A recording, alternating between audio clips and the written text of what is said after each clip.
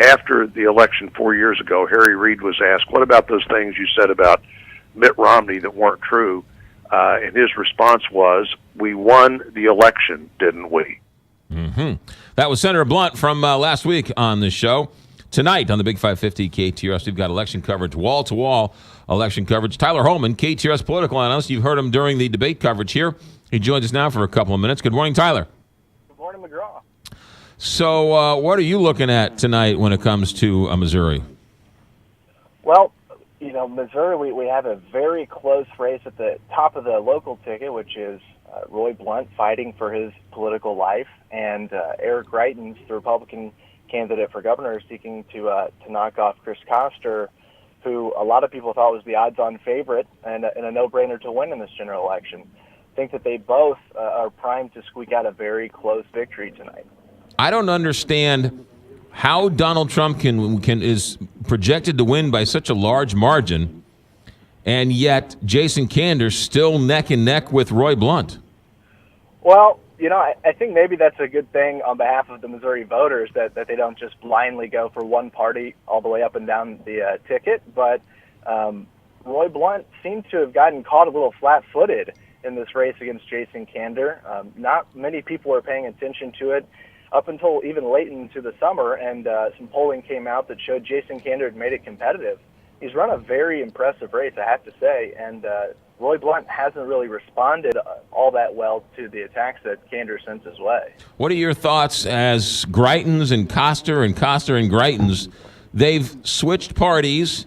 You've got Sam Fox giving money to Chris Koster. You've got Rex Singfield, I believe, giving money to Chris Koster. You've got the NRA endorsing Chris Koster. Up is down and down is up. The NRA endorsing Chris Koster, but remember the other guy fires the machine guns in his TV ads. Here's what I'll say about this Missouri governor's race. Whoever wins this, be it Chris Koster or Eric Greitens, Missouri will have a governor who fits a profile that can run a national campaign. I think either one of these two men will be on a short list and making trips to Iowa in the near future, if you know what I mean. Really? Absolutely. You think both of them have aspirations beyond the governor's mansion in Jefferson City? I think 100% they have the aspirations, but also they have the profile and the charisma. I mean, they are two of the most talented candidates that you'll see running in Missouri. Tyler, what do you make of the fact that Governor Nixon, been reelected Attorney General numerous times, two-time governor, won with an overwhelming majority both times, nowhere to be found stumping for any Democrats anywhere across the state this election season? Yeah, it's kind of like as soon as George Bush left office in 2008, and then nobody wanted him to come campaign with him. And, it takes time, and maybe his popularity will come around, but I think there's a lot of Nixon's not very popular, McGraw, and he hasn't exactly done a lot in his time as governor, a lot that he can hold his hat on to. And maybe he just is ready to start playing golf again in retirement. Yeah. Buying a house in U City. I didn't even know he knew where St. Louis was on the map. He won't be playing at a golf course in Ferguson anytime soon. I know that much. That's true. All right, Tyler, let's get to some of these amendments. You've got the two tobacco taxes. One's the Proposition A. The other one is a constitutional amendment. What piques your interest of those constitutional amendments? Well, I think those are fascinating because most of the voters that I interact with are generally in favor of a tobacco tax, but then when they find out that R.J. Reynolds, the folks that make Camel cigarettes, have put over $12 million behind Amendment 3, they're rightfully skeptical.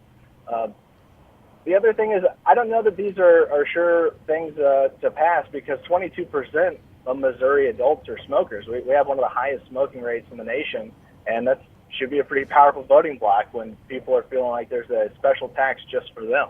I think those may come up short. I'm most interested in the campaign limit constitutional amendment to see what the voters say about that, because in the state of Missouri, they have passed a law, unlimited contributions.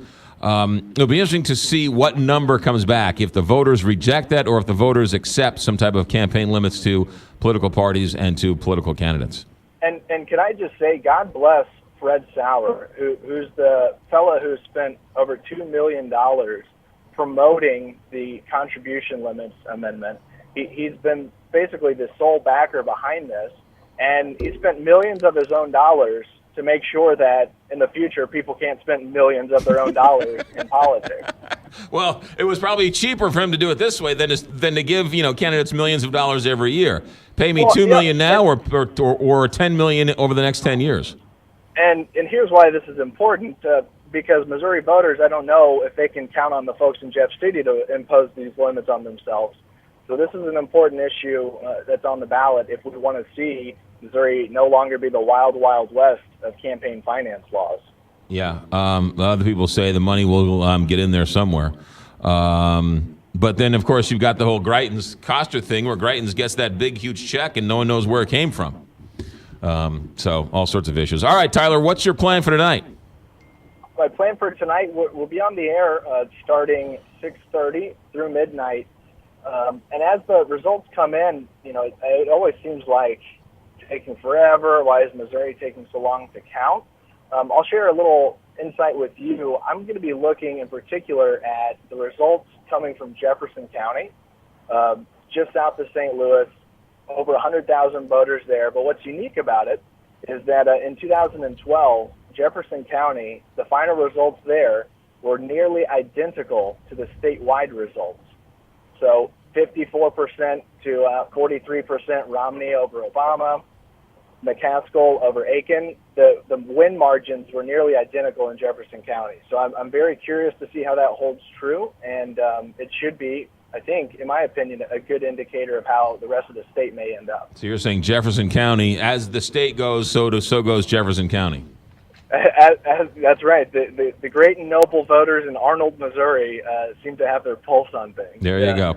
Tyler, get some rest. You'll be up late, and we'll enjoy the coverage tonight on the Big 550 KTRS.